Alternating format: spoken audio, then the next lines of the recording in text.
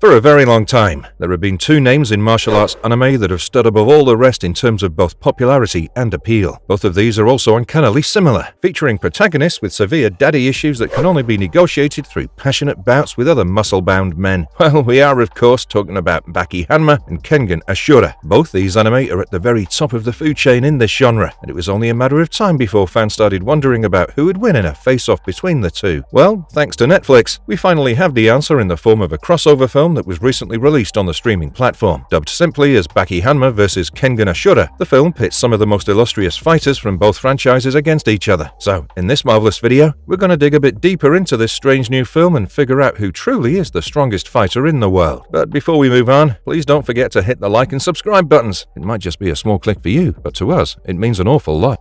What is Baki Hanma vs. Kengan Ashura? The 1 hour-long special feature centers around a pretty simple concept. What would happen if the underground fighters from both Baki and Kengan Ashura were forced to fight each other? This brutal MMA crossover almost functions like a special event in the world of battle anime and borrows quite heavily from the tournament format that we're all so familiar with. This entire thing is completely riddled with large amounts of fan service, and you know what? That's not always a bad thing. At the beginning of the film, we learn of the existence of a mysterious tournament called the Underground Arena, which invites some of the strongest people from all over the world to participate. Of course, the Kengan Association answers this call, and the stage is set for an absolute showdown. If you've watched either Baki or Kengan Ashura, you probably know what to expect already. The thing soon descends into absolute chaos, featuring brutal fistfights, broken bones, overcomplicated strategies, and displays of strength that transcend all rationality. If this is the kind of thing that appeals to you, well, you're in the right place. The event is also held under the supervision of two very familiar faces, Katsuhiro Matsudo, the former head of the Kengan Association, and Mitsunari Tokugawa, the 13th head of the Tokugawa clan. The appearance of these two elders together surely indicates that this crossover extends beyond the fighters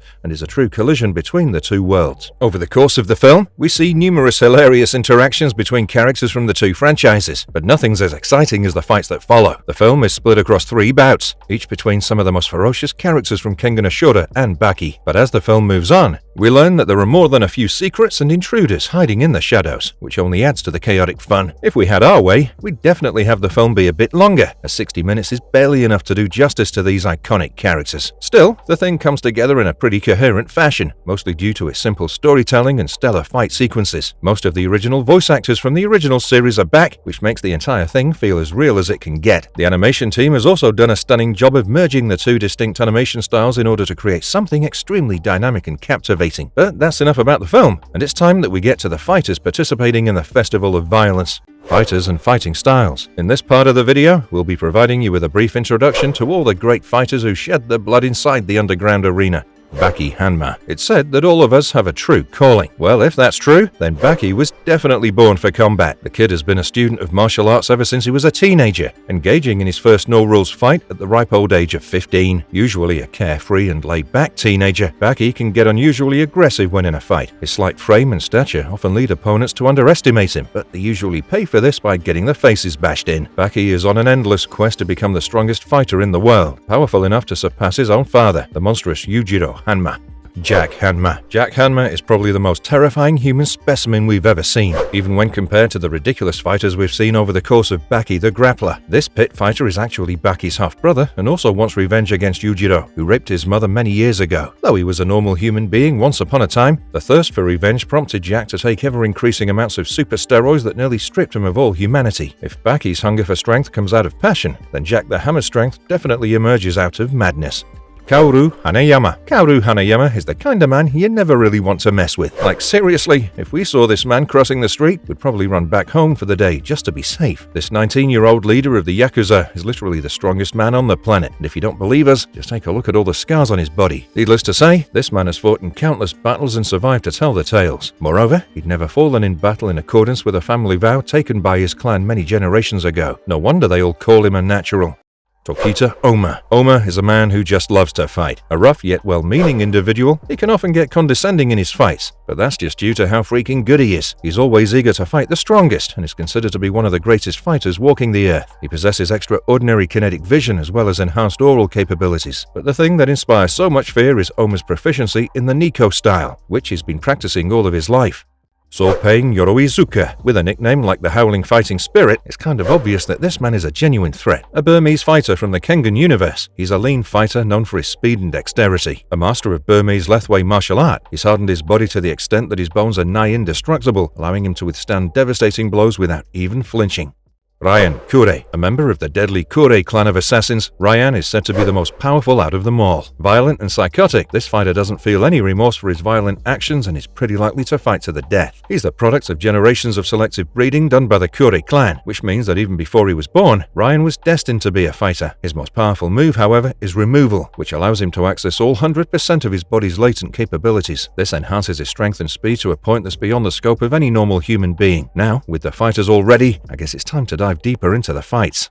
The face-offs. The very first fight for the night is a face-off between two men who have pretty different philosophies when it comes to fighting. The first one to enter the cage is Kaoru Hanayama from the world of Baki, while standing against him is the Lethwei practitioner, Sorpei. Now, Kaoru has always been a natural, rumored to have never trained even a single day. Sorpei, on the other hand, has been at it since he was a little kid. As the fight begins, it becomes evident that Sor is a faster fighter, while Kaoru is way stronger. Despite the discrepancy in their power levels, Sor is able to withstand many of the blows from Kaoru due to his indestructible skeleton. We're told that Sor has conditioned every bone in his body to the point where they're stronger than even metal. He achieved this through rigorous training, which actually involved bashing his skull with a hammer to create microfractures. When these fractures healed, Sorpei's bones were denser than a normal human's, and this allowed him to withstand even the most powerful punch Kaoru could muster. As the two exchange blows, their admiration for each other's skills becomes evident, and it's clear that the pair is actually having the time of their lives. Despite the brutality on display, the strange kinship between these two meatheads is actually quite endearing. However, the battle begins to tip towards Hanayama when the giant catches Sorpei's right arm in his dreaded vice grip, literally ripping the skin off of the youngster's bones. Despite this, the battle rages on until Sor can't take any more punishment. As the Lethwei user finally tumbles to the ground, he smiles at his newfound friend and promises the battered Yakuza that they'll definitely meet again. The next battle is actually between two of the craziest fighters to ever exist. Raian is a bona fide nutjob, while Jack the Hammer has more steroids in his body than actual blood. In a way, they're perfectly meshed, I guess. As the battle begins, the two begin trading blows with each other, but Raian's speed overwhelms Jack, who gets knocked down first. However, just as Kure gets a bit overconfident about his chances, a stinging punch knocks him back. It's clear that this fight is just beginning as the battle rages on. Raian uses his most dreaded technique, removal, to take off the mental constraints inhibiting his body from completely exerting itself. His tan skin glows a deep red, while a certain darkness glows behind his psychotic eyes. Well, even Jack seems to have another trick up his sleeve and basically consumes a whole bunch of peds that he'd hidden in the back of his throat. The two soon descend into complete madness and start ripping each other to shreds. Things genuinely get so bad that Jack begins ripping the flesh off of Kure's bones while the latter is still punching his head in. To the audience around the arena, it soon becomes clear that this bout is going to be to the death. Even though the organizers try to interrupt the battle, it does nothing to calm the two monsters going at each other's throats. For a brief moment, Jack tumbles down, and it seems like the battle has been lost. The judges even called the fight in favor of Kure, but the confrontation transcended winning and losing at this point. Things only stop when a certain primitive caveman turns up at the arena looking for his prey. The fight soon turns into a sort of Mexican showdown, with the three fighters staring at each other with enough intensity to bring the entire arena down. Fortunately, there are still some courageous onlookers in the crowd, and the three warriors soon find some of their own trying to stop them. Baki calms Jack down while Raian is subdued by members of the Kure clan. However, the most impressive is Tokita Ohma, who manages to strike a bond with Pickle and convinces the primitive man to go back into his enclosure. In the aftermath of this showdown, there's a brief interaction between Baki and Ohma, which makes it certain that the next fight is going to be between these youngsters. For the third and final fight of the night, Baki Hanma takes on Tokita Ohma as expected. The two take a more measured approach against each other when compared to the other competitors, but it soon becomes evident that they're evenly matched. Baki uses his blinding speed to overwhelm Ohma, while the latter defends all attacks by using his Nico-style indestructible technique. This actually sends Baki reeling for a moment, but Hanma is able to break through the defenses by hitting Tokita with a punch that concentrates all of his body weight into his fist. The fight rages on, with both landing significant strikes and even taking some massive hits. A pivotal moment occurs when Baki uses his whip strike move to hit Tokita with such force that one can almost see Hanma's fingerprints scrawled across the opponent's back. Bones crack and blood splatters on the ground, with both of them almost nullifying each other's entire moveset. We see a whole range of moves during this part of the battle, everything from Iron Moment to Mach Punch, but no one manages to land a decisive blow. As the battle increases in intensity, Ohma is forced to unleash his ultimate move, Possessed by a God. This move increases the fighter's ability, but at the cost of one's own body. As blood pushes through Ohma's body at 5 times the normal rate, Baki is also forced to show off the demon on his back. It's a fight between two demons, and they're both equally matched. As the two fighters trade blows, they can't really shake off the feeling that they're the same person. Both land massive punches and a knockdown when a strange atmosphere encompasses the arena. As the youngsters look up, Yujiro Hanma reveals himself, and the world stands still for a moment. The older Hanma has been drawn out after seeing Ohma's spectacular display of the Nico style. Yujiro's hunger for competition is satisfied only when Gensei Double Lance Kuroki appears out of nowhere and agrees to take on the literal monster in front of him. As these two giants are just about to square off, the organizers almost suffer a panic attack and are forced to call off the bout. But we do have the promise of a fight between the two in a future season. As the older guys leave, Baki and Ohma are left in the arena to contemplate their own skills and weaknesses. Even though the battle between these two heavyweights is decided to be a draw, it's certain that the fight has brought the youngster closer. In one of the last scenes of the movie, we see Baki and Ohma practice with each other's images in their minds, which only leaves us more excited for a future showdown.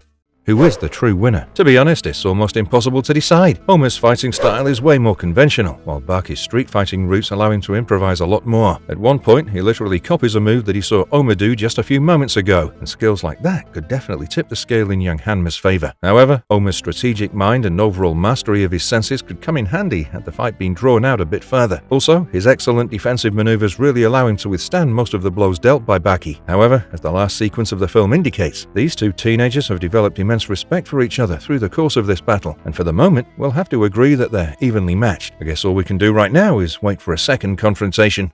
Marvelous verdicts. Despite all the show's strengths, it does seem rather fast-paced at times. Also, it doesn't delve into the characters enough for newer viewers to get hooked on the action. But if you're an old fan of these series, we're certain that this will undoubtedly intrigue you, even though the end was really a bit underwhelming for us. But yeah, if you're here just for pure, unadulterated violence, then no one does it better than Kengan Ashura and Baki the Grappler. That's it for now, but do let us know who won this crossover contest according to you. Also, don't forget to subscribe to our channel to start updating with all our marvelous content. Goodbye for now, and we'll catch up with you in the next one.